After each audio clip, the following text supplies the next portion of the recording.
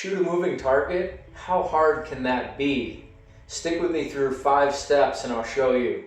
All this information is based on a shot that I attempt at the end of the video. I mean, it has to be easy, right? It doesn't even sound hard. I mean, like, this bullet is only traveling 1,431 miles an hour heading toward this target while the target is doing this. Yeah, that's pretty simple, I think. Okay, I'll be honest, it sounds impossible, but we're gonna try it anyways. So what I'm gonna go through is some of the processes that I use that helps me have a higher rate of success when taking shots like this. So we talked about the 1,431 miles an hour, right? This is a training round, it's not a live round. So when this bullet is moving toward this target, what we first need to understand is how long that bullet will occupy the space of the target. So what I mean is, when this target comes through, how long is that bullet there? Well, I'll start out by asking you, do you know what the fastest movement a human can do?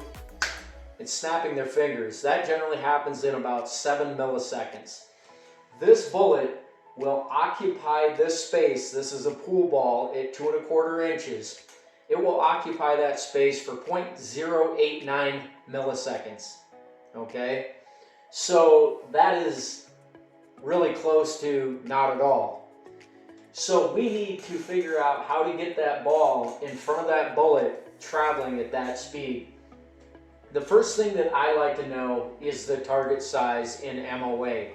Now, I'm going to tell you, MOA is just a fancy shooter's term for a angular measurement, okay? So we know this is 2 1/4 inches, but what we want to know in the shooter's world is what it means at 420 yards, which this shot will be taking place.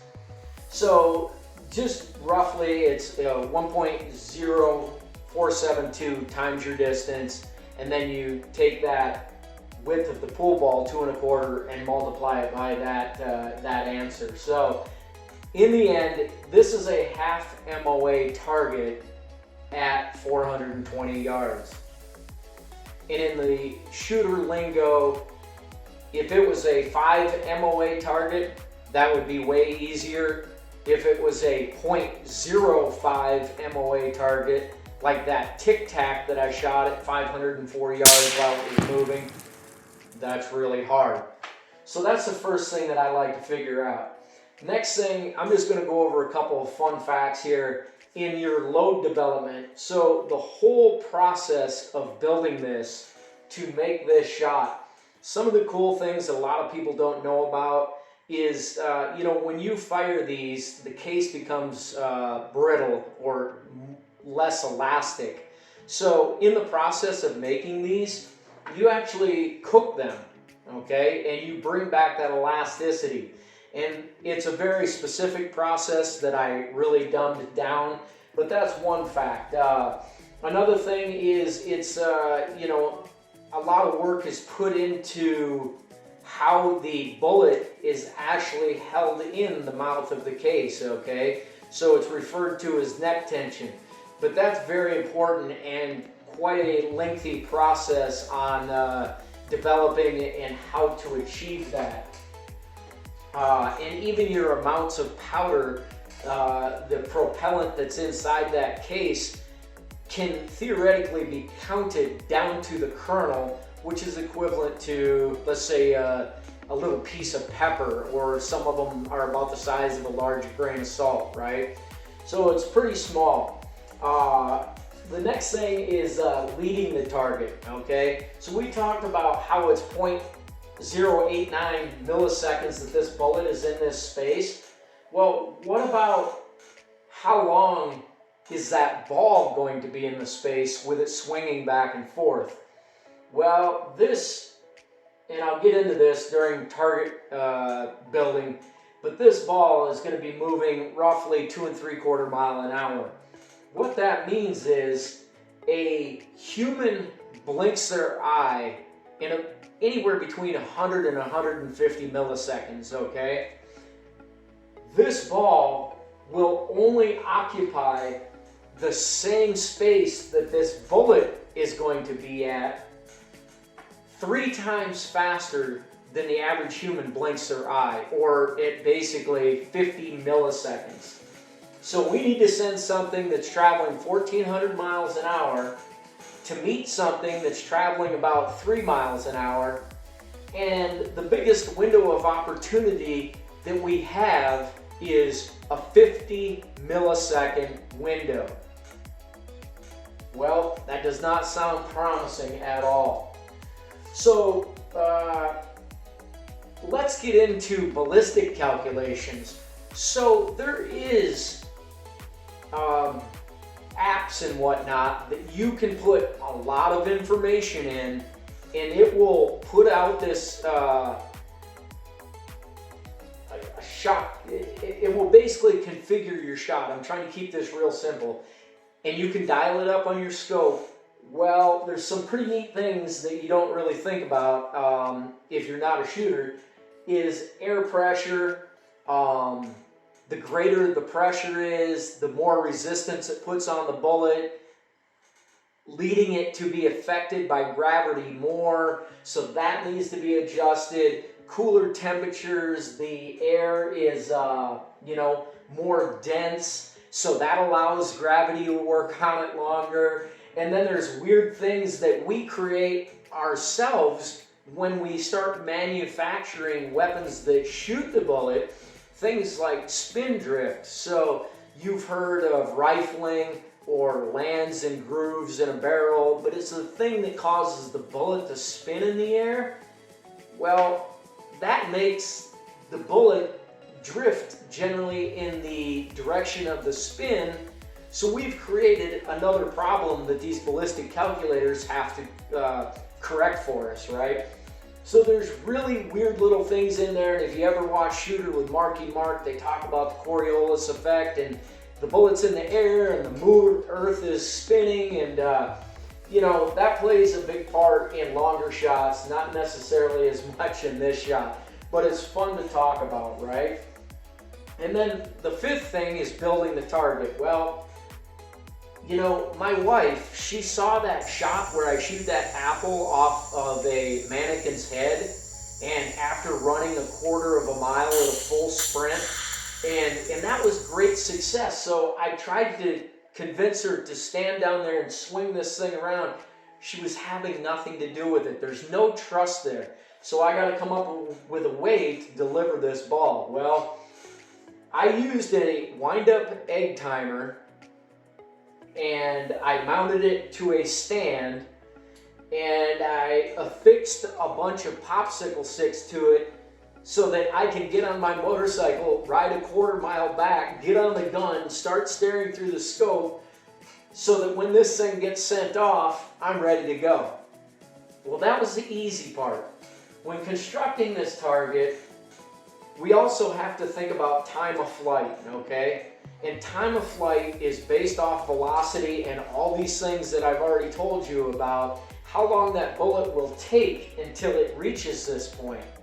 So on this particular shot, it's right about 1/2 second. So to give us the best chance, if there's any chance of hitting this, I decided to construct this factoring in speed, time, and distance, the weight of this ball, so that when it drops off here, the time that it goes from the top of one arc to the top of the other arc was 2 seconds, okay? So after configuring that, and you've got that time, you can break it down. Well, from this arc to here would be 1 second. So from here to here is about 1/2 second. So when I'm on the gun and I'm looking at this target and my scope is centered where I think that ball is going to be, in my peripheral, I need to start pulling that trigger so that that bullet can be here. Well, all movers or moving shots are different. And with this one, the hard part is it's moving 0 miles an hour here and it's at full speed here, and it slows down over here, and all this speed is different. On top of that, another problem is when you're leading in your tensions and subtensions within that reticle, it's not directly out. It's not moving in a linear path, right? It's changing. So all that configuration was factored in when I actually built this target. So these are some really fun things to talk about. I hope that you can, at least respect what this shot is and the difficulty of it. So let's get into that shot, and I hope you enjoy it. And if there's the big channels out there that have the hunters of gunmen that do this for a living, I'd like your input down in the comments, and maybe just a few tips on what you do to make shots like this successful, okay? Thanks for watching, everybody. And also, I've been doing this 10 years. I'm at about 850 subscribers. I'm narrowing in on that 1,000 mark. If you guys would like to participate, I'd greatly appreciate it. I like putting out videos with different perspectives. Let's get into the shot. All right, guys, another straightforward shot today. Basically, this is going to sit up here on a timer. It's going to get released. We're going to go ahead and shoot the ball while it's moving. It's about a half MOA, so it's a pull ball. From the apex, time of flight puts me at pulling the trigger about here. So that's what we're going to aim for. Let me get this thing set up. And let me get the timer set. Okay, so we'll ride the motorcycle back. Get you focused in here. Give it a go.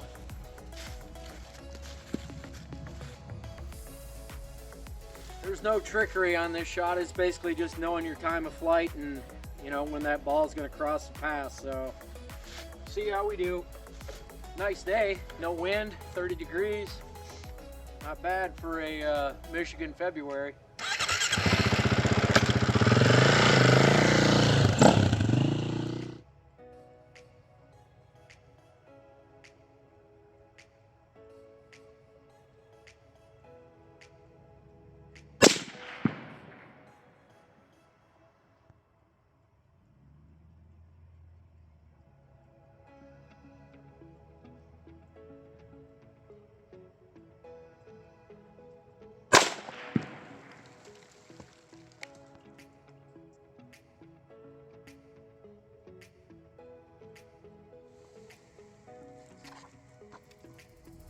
See, that first shot was to the right, and the second shot was, well, apparently it was right. Yeah. So anyways, we'll play it back, but back there at the house, 420 yards. Like I said, this is all about time of flight, so I just put it up here on an egg timer. That's what puts it off, so I got time to get back. But if you ever wondered what it's like to shoot a pool ball, that's what it looks like.